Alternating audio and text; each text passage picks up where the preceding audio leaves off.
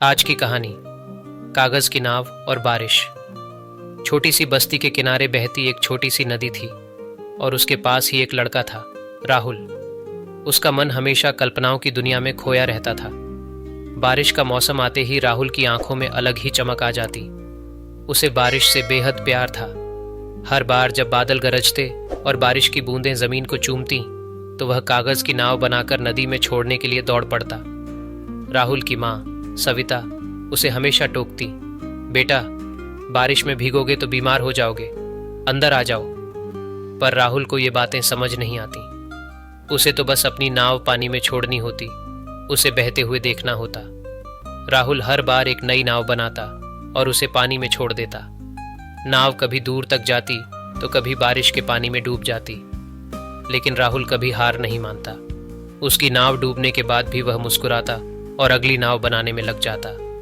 एक दिन जब बारिश जोरदार हो रही थी, राहुल नदी के किनारे खड़ा था।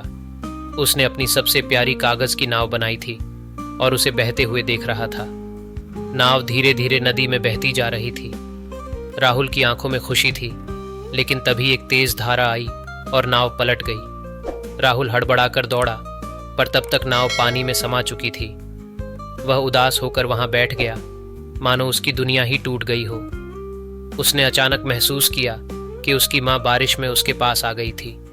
उन्होंने राहुल के सिर पर हाथ रखा और कहा, राहुल, जिंदगी भी ऐसी ही होती है।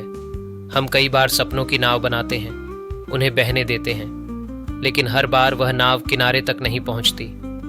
कुछ नावें डूब जाती हैं, पर इसका मतलब यह नहीं कि हमें नाव बनाना छोड़ देना चाहिए।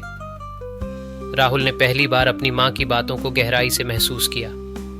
वह अब समझ चुका था कि नाव का डूबना जिंदगी का हिस्सा है और हर बार एक नई शुरुआत होती है। उसने फिर से एक और कागज की नाव बनाई और अपनी माँ के साथ उसे पानी में छोड़ दिया।